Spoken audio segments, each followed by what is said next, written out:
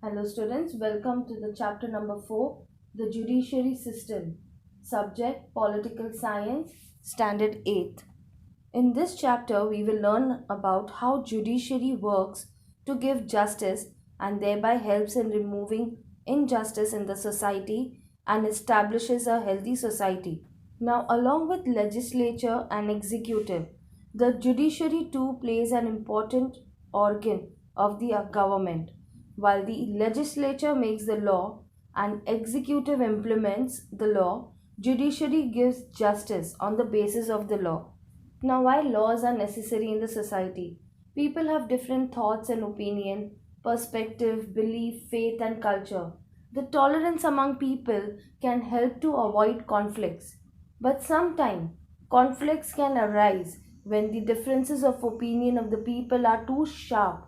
So, in order to resolve these conflicts impartially, laws are necessary in the society, and even the importance of requirement for unbiased judiciary.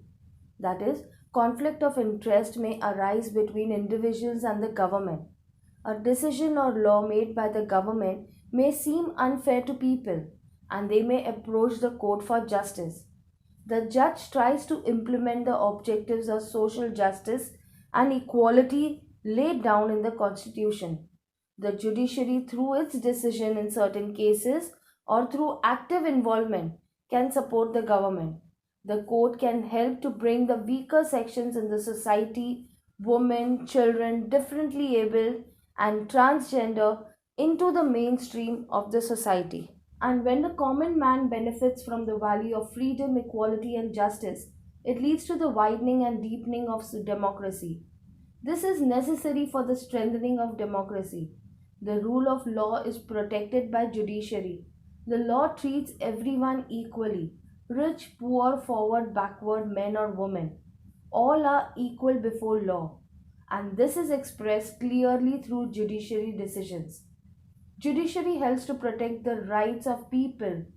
Conflicts are resolved in emergence of repressive. Repressive means when restrictions are forced on people by the authoritarian groups and individuals. That time judiciary helps to protect the rights of the people. Now let us understand the structure of judiciary system. India is a union of states. That is, at present there are 28 states and 8 union territories. Center and the constituent states have a separate legislature and executive. There is only one judiciary system for the whole of India. There is no division of courts between the center and the constituent states. This means that judiciary in India is an integrated, that is, with various parts but not separated or divided on a racial, sexual, or religious basis. India is an integrated system where the Supreme Court is the apex, that is on the topmost, under which there are high courts. The high courts control the district courts, following which there are lower courts which are at the bottom of this structure. Supreme Court. The Chief Justice of India, CJI, heads the Supreme Court of India. The President appoints the Chief Justice of India and other judges of Supreme Court by convention, that is meeting of people for common purpose. The senior most judge of the Supreme Court is appointed as the Chief Justice. The judiciary should not work under any pressure, any kind of pressure. So the independence of judiciary is maintained so as to enable the judges to fearlessly carry out the function of giving justice. For this purpose, the Constitution has made the following provision. Only those people who are legal experts or have served as High Court judge or are experienced as an advocate can be eligible to be a judge of the Supreme Court. Only the President has the right to appoint the judge in order to avoid any political pressure. The retirement of judges of Supreme Court and High Court is 65 years and 62 years respectively, and they cannot be removed from the post for any trivial reason or political motive. No discussion regarding the salaries of the judge can take place in the parliament, and their salaries are drawn from the consolidated funds of India. The acts and deeds of the judge cannot be criticized by anybody. Also, contempt of court is considered a punishable offense. This not only maintains the independence of judiciary but also protects the judges from misguided and wrongful decisions. Now, what do you mean by judicial activism? Traditionally, the original role of the court is to settle disputes whenever people approach them. However, the courts have now become exceedingly active and their image has undergone a change in the last few decades. The constitutional goals of justice and equality is not fulfilled by the courts, and marginalized section of society, women, tribal workers, farmers and children, they have got legal protection by the courts.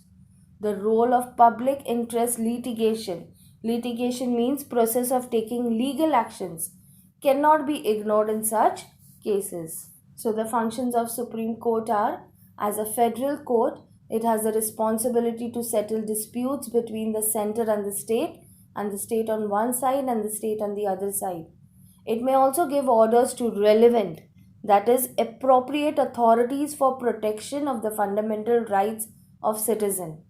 To review decrees, that is, official order that has the force of law, and orders of lower courts, and also review its own decisions. In case the president asks for the advice of the court to understand the legal aspects in matter of public importance, it provides the necessary advice to the president as well. Judicial review means the protection of the constitution is one of the most important responsibility of Supreme Court. As the constitution is considered as a fundamental law of the nation, the parliament cannot pass any law that violates the constitution, and every act made by the executive should be in accordance to the parliament. So if any law acts violates the provision of the constitution, the Supreme Court can declare the law illegal and strike it down. This power of the court is known as judicial review. And public interest litigation means filing of cases on matters of public importance. These litigations may be filed by individual citizens, social organization, or NGO, that is non-government organization, on behalf of all people. The court gives his decision after thinking over the question which has been raised. This is known as public interest litigation. That means process of taking legal action. Now let's understand the structure and function of High Court. The Indian Constitution confers the Parliament with the power to establish a High Court in each constituent state in the Union. Currently, there are 24 High Courts in India. There is a Chief Justice along with other judges in the High Court. All the judges of High Court are appointed by the President. So what are the functions of High Court? Functions of High Court are to supervise and maintain control over the lower courts in its jurisdiction. Authority is given to give orders to protect fundamental rights. The governor seeks the advice of the higher court while appointing judges in the district court. Now let us look at the lower courts, district and lower courts. These are the courts at the district and tehsil, that is taluka level. The people generally go to these courts. Every court, district court, has one district judge. There are two main branches of law. One is criminal law and civil law under district courts. Civil law deals with conflicts which affect or interfere with the rights of a person. For example, conflict regarding land and property, rent arrangement, divorce, etc. So after filing a petition in the relevant court, the said court gives the decision. Now some serious crimes are dealt under criminal law. For example, theft, robbery, dowry, murder, etc. In these cases, the first step is to file the First Information Report (FIR) with the police. The police investigates the matter and then a petition is filed in the court. If the charges are proved, there the provisions for severe punishments are given by the criminal law. The Indian judiciary has made a significant contribution in the development of the country. Common people have a lot of respect and trust in the judiciary system. The judiciary in India has protected individual freedom, the federal system, and the Constitution of India. courts play an important role in strengthening the democracy of India. So, students, in this chapter, we understood about how judiciary works, about its structure, its functions, and how judiciary works to give justice and thereby helps in removing injustice in the society. Thank you.